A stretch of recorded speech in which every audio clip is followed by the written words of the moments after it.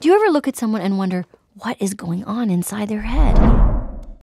Hello all, Antonio Tambornino here with my review of Inside Out. Yes, of Inside Out. When my family and I moved from Minnesota to California, I was too young to remember. It was a time of new beginnings, a fresh start, starting a new life. I wasn't even 2. Things are a little different for Riley, the main character of Inside Out. She's been raised so far in Minnesota, gotten pretty good at hockey for someone her age, and made a few friends. So having to shake all that off to move to San Francisco is a very different experience for her. She's saddened easily, is disgusted by her new place, and is surrounded by total strangers, with the exception of her parents. The move has proven tough for her.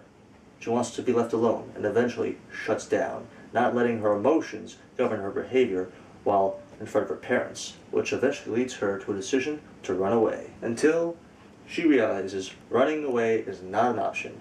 She returns home to share her true feelings with her family and realizes it's okay to be sad. It's actually a very sweet story, but hardly Pixar's grandest idea. The movie gets surprisingly dark, balancing the dominance of joy with the supporting character's sadness, who affects every good memory Riley has had by turning a joyful experience into a sorrowful recollection. When things get tough, sadness continues to turn up, something Joy tries to put a cap on by putting restrictions on her blue coworker.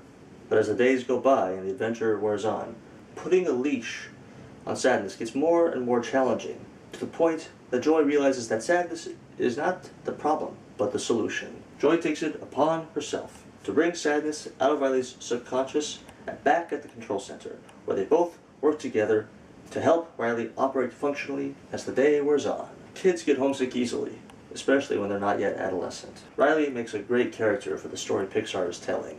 Her state of emotional flux allows the room to be very creative, using both sadness and joy in an effective manner to display the mind of a young girl who has just been uprooted and has not yet reached puberty.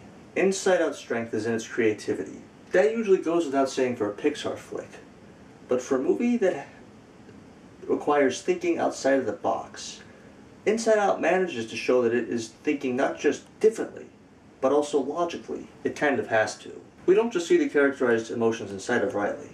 We also see the characterized emotions of her parents, and of the people she comes across on the street, and even a few of the animals that inhabit San Francisco. There's also logic behind what happens in Riley's subconscious, and where memories from when she was younger went. The control center is a room at the very top of a post, a tower that comes out of a very deep canyon, where all of Riley's forgotten memories have fallen and are turning to dust. There are also various islands that are connected to the main pole by other various poles that extend from the main pole, and at these various islands displays the various moods that Riley has developed as she's been growing up, showing her state of mind as well as the mood she is currently in. Her subconscious is a massive maze of stored memories, each colored differently based on the emotions she felt at the time that she made the memory. There's a room that even operates abstract thought, turning whatever enters it into different shapes, different objects, different forms of art. There's even a train of thought leading from every different section of Riley's subconscious to the area over the canyon, but below the tower where her control center is located. There are also various sections of her subconscious where imaginative ideas are kind of stored like memories, such as a machine that turns out multiple versions of her imaginary dream guy that she thought of, well, probably when she was maybe 8 or 9. Most likely that one was thought of when she was more recently, since she's 11 in the movie. There are also subtle shout-outs to Miyazaki movies. Miyazaki, the director of such classics as My Neighbor Totoro and, of course, Spirited Away. Just about any 3 or 4-year-old who will watch this movie will fall in love with the character Bing Bong, Riley's imaginary friend from when she was little, an anthropomorphic assortment of animals made mostly of cotton candy, part elephant, part cat, part dolphin. And best of all, he even has his own theme tune, which he uses to power the wagon he and Riley used to ride, powered by song.